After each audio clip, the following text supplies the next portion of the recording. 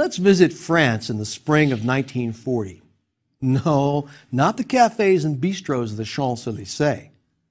Come with me to the frontier between France and Germany, where the two hostile states are faced off against each other. This is the beginning of World War II. Now, these two nations have been at war since the previous autumn, and Germany has already overrun Poland. But it's been a phony war here on the Franco-German border. Almost no fighting between France and Germany. A Sitzkrieg, as some folks cleverly called it. Should the Germans attack, the French are ready, or so they think. The French sit behind their impregnable Maginot Line. It's a series of strong points and forts built the entire length of the Franco-German border, and it's manned by 15% of the entire French army. Imagine yourself in one of these forts designed to stop a direct German attack across the border.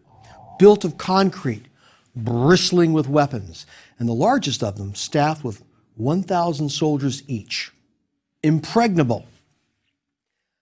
The French had learned the lesson of the previous war, that technology dictated that defense had an almost insurmountable advantage, and so the French acted accordingly. But the line of forts stopped in the north at the Belgian border. The forts did not reach to the English Channel, and so a small portion of the Belgian border area was relatively unprotected, especially the area covered by a dense forest called the Ardennes. This forest was thought to be impassable to tanks and motorized transport. The French thought that the Ardennes was a barrier that would deter the Germans from attacking in that sector. This is what the French expected, and it probably made sense to conventional military thinkers. It had a kind of internal logic.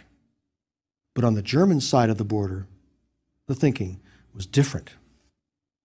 New and revolutionary doctrines of war had been developed by a new generation of young and brash military officers such as Erwin Rommel and Heinz Guderian. These theorist soldiers recognized the new reality of the changing technology of war. They recognized the power of the armored tank and the deadly future of mechanized warfare, the power of mobility and massed firepower. Well, the Germans had no intention of fulfilling their role in the French battle plan. No, they had no intention of grinding up their army on the French Maginot Line. And so the Germans did not attack directly across the border into the teeth of the French defensive line. Instead, the Germans attacked through the Ardennes, exactly where the French did not expect an attack. And in doing so, the Germans obtained that rarity in modern warfare, strategic surprise. The Germans combined two strategic principles. Both have been used since ancient times. First is the assembly of activities in new and innovative ways. And the second is the principle of the indirect approach. You remember the tale of Hannibal at the Battle of Cannae in our first lecture, how Hannibal had taken the conventional arms and armies of the time and assembled their activities in new and effective ways for spectacular results. Well, the same thing occurred here in France in May of 1940. Military technology had advanced since 1918, the end of the First World War in Europe. But military establishments had generally failed to recognize how the new technologies would transform the battlefield of the next war. This was particularly true of mobile warfare involving the tank. Generals are usually accused of fighting the last war, and this occasion was no different. Germans launched what became known as Blitzkrieg, or Lightning War. This involved using the available technology in new and different ways, and in this case, they used it in new and deadly ways. They combined the use of tanks, aircraft, and infantry in what we today called combined arms warfare. And in 1940, it was an innovation. Now, the second strategic principle the Germans used was the strategy of indirect approach. Rather than hurl themselves against the French defensive wall in a frontal assault, they swung around the French defenses. The Germans invaded Belgium and split the French army. They turned the French left flank and then cut the Maginot Line off from the rest of France. It was over in 6 weeks. The Germans had defeated France and the British Expeditionary Force, which fled ignominiously at Dunkirk, one of the most complete victories and most humiliating defeats in military history. Now, in delivering the knockout blow to France, the Germans used an assortment of tactical principles of war to realize their strategic intent: offensive, mass, maneuver, economy of force, and surprise. Let's talk about those principles of war, the principles of competition. Now, all smart and successful organizations make use of war principles, but we call them something else. So let's call them principles of competition, because they can be utilized by anyone involved in any conflict, great or small. They can be used at the organizational level, and they can be used at the personal level. Now, many countries and many theorists have devised principles of war over the centuries. This noble and venerable lineage stretches back to the time of Sun Tzu, Vegetius, Caesar, Machiavelli, Clausewitz, Jomini, Foch, and many other notables. But regardless of the time and place and the personality, the principles have always retained a sameness. They may change at the periphery, but they maintain a steadfast core character. Now, the hallmark of a sound principle is its successful application across time to situations in which the technology and the place and combatants may change, but the principle itself holds true. Principles serve as a North Star to guide us, to keep us generally going in the right direction. For this lecture, let's appropriate for ourselves a set of principles of war distilled by British Colonel John Frederick Charles Fuller during World War I and into the mid-1920s, and adopted almost immediately in a slightly different form by the United States military. These are principles that have been handed down less formally for centuries. Now, I think the best way to proceed is first to present a quick overview of the principles as found in the U.S. Army Field Manual, and second, to review the basics of each principle in more detail, and to show how each principle can enhance our chances of success in situations of conflict and competition. The United States Army's principles of war are 9 in number. They consist of the objective: direct every military operation toward a clearly defined, decisive, and obtainable objective. The offensive: seize, retain, and exploit the initiative. Mass the effects of overwhelming combat power at the decisive place and time. Economy of force: employ all combat power available in the most effective way possible. Allocate minimum essential combat power to secondary efforts. Maneuver: place the enemy in a position of disadvantage through the flexible application of combat power. Unity of command: for every objective, seek unity of command and unity of effort. Security: never permit the enemy to acquire unexpected advantage. Surprise: strike the enemy at a time or place or in a manner for which he is unprepared. Finally, simplicity: prepare clear, uncomplicated plans and concise orders to ensure thorough understanding. Now let's look more closely at each of these principles. The objective: the ultimate military purpose of war is the destruction of the enemy's armed forces and their will to fight. Now, the ultimate objectives of our operations other than war are considerably less destructive and warlike. Nonetheless, we must have a clear objective or a mission. Our strategic intent must be clear to everyone who has anything to do with the planning and execution of our operations. Our strategic plan. At the personal level, we must be clear in our ultimate objective. It must inform and it must guide our use of all our principles. Because too often we can bog down in the minutiae of the task. We can begin to confuse tactics with our goal. History is replete with master tacticians who were unable to connect to the larger strategic picture. Now, some critics have faulted the great Civil War general Robert E. Lee with being a master tactician, but a mediocre strategist, for failing to connect his many battlefield victories into a coherent campaign with logic, with scope, and with a vision for a decisive victory in war. Now, any operation must have a purpose, and it must be clear from the beginning. Each operation must contribute to the ultimate strategic aim. The attainment of all intermediate objectives must directly and quickly and economically contribute to the operation. The Army uses an analytical framework of mission, enemy, troops, terrain, and time available to guide it in rapid development of its operations. And commanders designate physical objectives such as an enemy force, a dominating terrain feature, or other vital areas essential to the mission. Now, these become the basis for all subordinate plans, and no action is taken that doesn't contribute to achieving the main objective. And likewise, in our own strategic planning, the mission or objective must dominate and condition our thinking and our actions. To adapt the military framework, you can think of the enemy as a competitor or simply the forces that challenge you. Your troops, of course, are your employees, or else your own energy and resources. Your terrain, well, that's the business-scape or the organizational landscape on which you maneuver. That is, your terrain includes the network hierarchy, the physical layout of your firm, the power structure with which you must deal.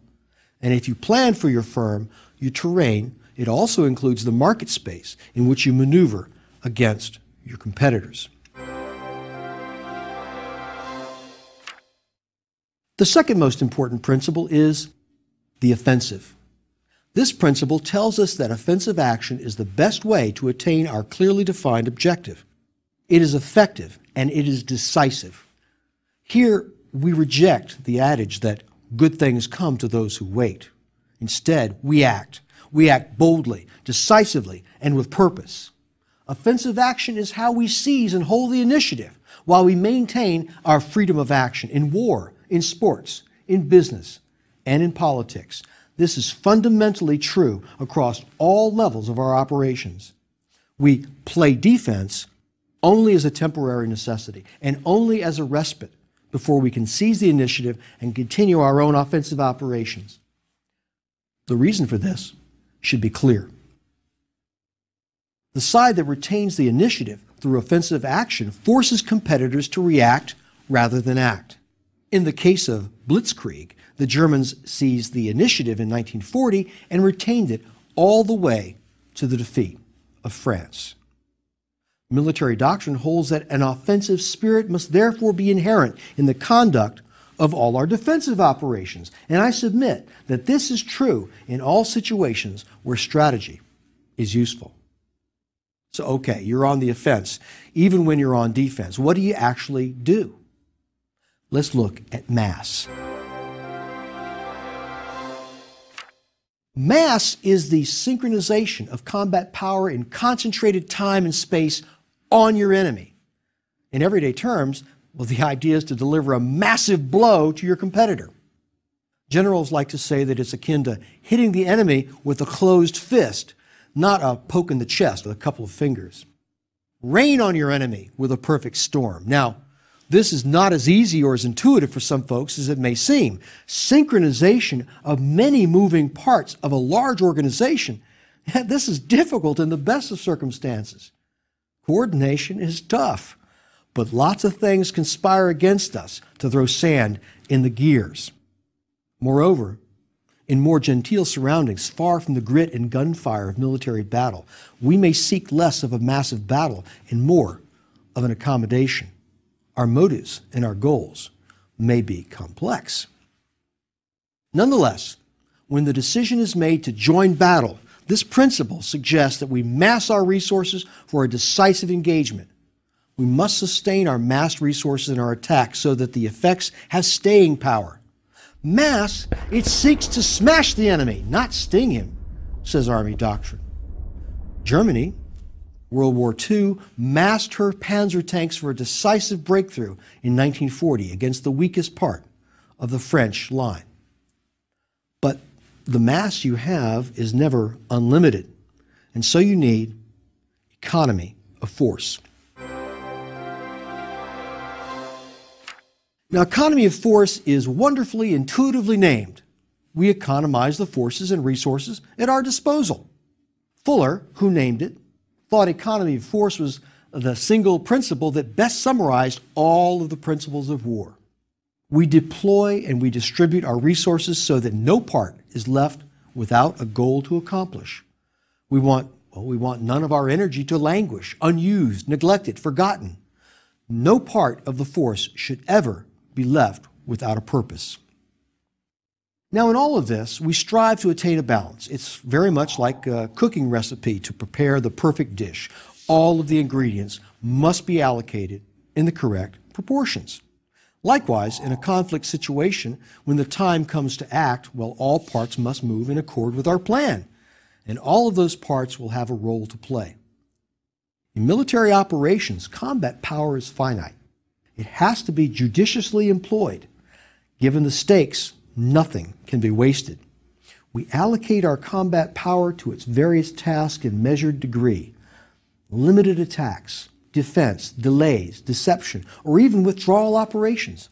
All of this must be carefully measured so that we can achieve mass elsewhere at the decisive point in time on the battlefield. Now, in business, we must be likewise judicious and not squander our resources in peripheral adventures. Short-term gain, well, that can be alluring. And in our short horizon culture in the United States, the short-term gain usually wins out. But the strength of a hunter can be sapped pursuing rabbits when there's big game that requires more patience and all available resources. So how do we go after the big prizes? By the principle of maneuver. In competition, we want to position ourselves for maximum advantage. How this advantage is measured varies according to our enterprise. Do we maneuver against other job seekers? Do we maneuver against other mid-level executives? Do we maneuver against a tennis opponent across the net, against other candidates in a political race?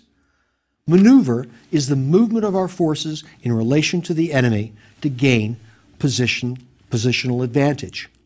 When we maneuver effectively, it keeps the enemy off balance. We use maneuver to exploit successes, to preserve our own freedom of action, and to reduce our vulnerability. Now, when we focus on prudent and vigorous maneuver, it continually poses new problems for the enemy. It renders his actions ineffective, and it can eventually lead to his defeat. Maneuver is so much more than simply moving around, whether in sports or in business or in war. At all levels of operations, successful applications of maneuver, it requires agility of thought, plans, and organization. It's also necessary for us to apply the previous principles we learned, mass and economy of force. Our ability to maneuver is how we can determine where and when to join the fight, by setting the terms of battle, by declining battle, or by acting to seize unexpected tactical advantage. By maneuvering with skill, we can make ourselves unpredictable, and thereby we can raise doubt and uncertainty and hesitation in the minds of our competitors. But how can a group of people maneuver with skill? Well, we need unity of command. And responsibility is a totem that many people pay homage to, but honor only when absolutely necessary. In fact, diffusion of responsibility and closed-door decision-making seem to be characteristic of modern corporate America. But in arenas where conflict is prevalent, responsibility cannot be abdicated. For decisive, directed, and focused action, responsibility cannot be diffused. Unity of command and unity of effort is required if the objective is to be reached. In the military, unity of command means that all the forces are under one responsible commander. It requires a single commander with the requisite authority to direct all forces in pursuit of a unified purpose. Unity of effort, on the other hand, requires coordination and cooperation among all forces, even though they may not be necessarily part of the same command structure, toward a commonly recognized objective. Now, of course, unity of command is not always attainable. It's an ideal that shortens response time. It leads to rapid decision-making and execution. And this is why unity of effort is the handmaiden to unity of command. Now, even in the military, unity of command may not be possible because of interagency or combined operations. This is why unity of effort becomes paramount. Unity of effort is coordination through cooperation and common interests. This is an essential complement to unity of command. So, what is a precondition for unity of effort? Security. We want to protect our own position from competitor encroachments, don't we? And so it's necessary to recognize that we cannot make our plans and execute them outside of consideration of our competitors' actions. We have to protect our own resources, our own market share, our own goal line, our own operations, and our own personnel. We have to shroud our own intentions in a fog of deception and trails of false sense. The security of our own plans and capabilities enhances our own freedom of action by reducing our risk. Active security reduces our vulnerability to hostile acts, influence, or surprise.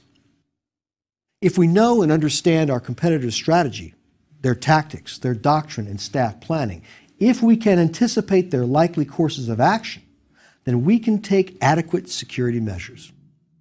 Well, so we're secure. What can unity of effort achieve? Surprise! Surprise! Surprise is such an important principle in warfare that some writers consider it the single most important principle of strategy. German General Waldemar Erfurth penned a classic treatise on surprise between the two world wars. And he exalts surprise as it's a kind of panacea to fighting while outnumbered. Surprise, if achieved at the strategic level, can bestow such incredible advantage on one side that it can settle the entire question. Our earlier example of the French defeat in 1940 is one such example of surprise deciding the outcome. Now, of course, many other things had to go right for the attacking Germans for surprise to have its decisive effect. For instance, the advantage bestowed by surprise must be exploited. But by itself, surprise in conflict stands as a force multiplier. Generals, of course, know that surprise can decisively shift the balance of combat power. By seeking surprise, forces can achieve success well beyond the effort expended. And we see examples of surprise in conflict almost every day. In sports such as football, trick plays and deception are designed to surprise the opposing team. We want to surprise our opponent, don't we? And we want to do so as often as possible to keep him off balance, and so to interfere with his own plans. Many factors can contribute to surprise. We can achieve surprise with speed, with effective intelligence, with deception, with the application of unexpected force, with operation security, and with variations in our own tactics and our methods of operation. Surprise can be in when we do something or how fast, the size of resources deployed, and the direction or the location of our main effort. Deception can aid the probability of achieving surprise. Now, if we pull everything we've been discussing together, we have this principle of simplicity.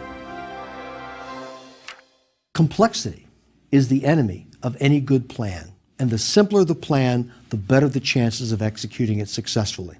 This is especially true with large organizations or with projects that have lots of moving parts. The military has a saying that originated in Clausewitz. Everything in war is very simple, but even the simplest thing is difficult. Now, to the amateur strategist and to the armchair general, military operations are really not all that difficult. Hindsight can make military geniuses of us all. We can replay battle after battle with great realism in today's simulations. But generals have only one time to get it right, and they must get it right as history unfolds and as the bullets fly. On the cusp of a major conflict, with everything still in doubt and thousands of unknown variables poised to affect the outcome in ways we cannot begin to predict, it is the simple plan that is our salvation. In the corporate world, it's the simple and direct strategy with simple execution that best marshals the resources and the spirit of the firm. Simplicity contributes to successful operations. Simple plans and clear, concise orders to reduce misunderstanding and confusion. Here's an example. In the 1992 presidential election, Democrat political operative James Carville crafted a simple strategic message and theme for the ultimately successful Bill Clinton campaign. The message embodies several of the principles of competition as we have reviewed them here. The offensive, mass, and simplicity. And the message was, it's the economy, stupid. Now, this simple, hard-nosed message maintained focus and discipline in a sometimes faltering campaign. It masked effort on the weak point of the opposition party. It was a simple message for the Clinton campaign to execute, and it was a simple message for the rank-and-file voter to understand. Several very good reasons lobby for simple plans. Other factors being equal, the simplest plan is preferable. Simplicity is especially valuable when followers and leaders are tired. Simplicity in plans allows better understanding and leadership at all echelons and permits branches and sequels to be more easily understood and executed. So these are the principles of war as well as our principles of competition. Have a clear objective in mind. You must have a mission in mind. Seize the initiative. Seize the initiative and don't let go. Think of the Germans in World War II versus the French in 1940. Mass your efforts on a critical point. This harkens back to Jean Monet's principle of concentration of mass and outnumbering your opponent on that critical point. Use all available power, but only in minimal power to secondary efforts. Limit your opponent's room to maneuver and expand your own room to maneuver. Unity of effort, and where possible, unity of command. Secure yourself against your opponent gaining unexpected advantages. Surprise your opponent. KISS. Keep it simple, strategist. And if you want an even simpler way to remember the 9 principles, John Fuller, the British officer who first came up with such a list, suggested they can be remembered in just 3 groups: control, pressure, and resistance. Now, these aren't the only strategic principles one might imagine. British defense doctrine, for example, has added maintenance of morale to the list we've been discussing. Indeed, a 1982 book by military scholar John Alger identified no fewer than 100 different principles of war offered by various thinkers throughout history. Moreover, some of us may have an aversion to talk of war and military conflict. And in fact, there are certainly theories that argue against competitive and warlike language of this sort.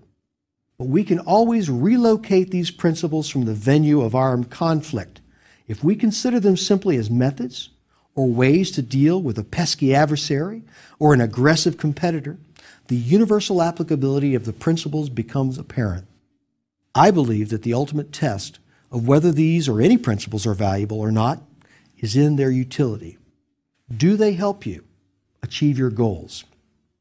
As we'll see further in lectures to come, if the point is to learn how to think strategically, to exert a measure of control over a chaotic world and sometimes hostile world, then the principles of conflict are a valuable contribution to that effort.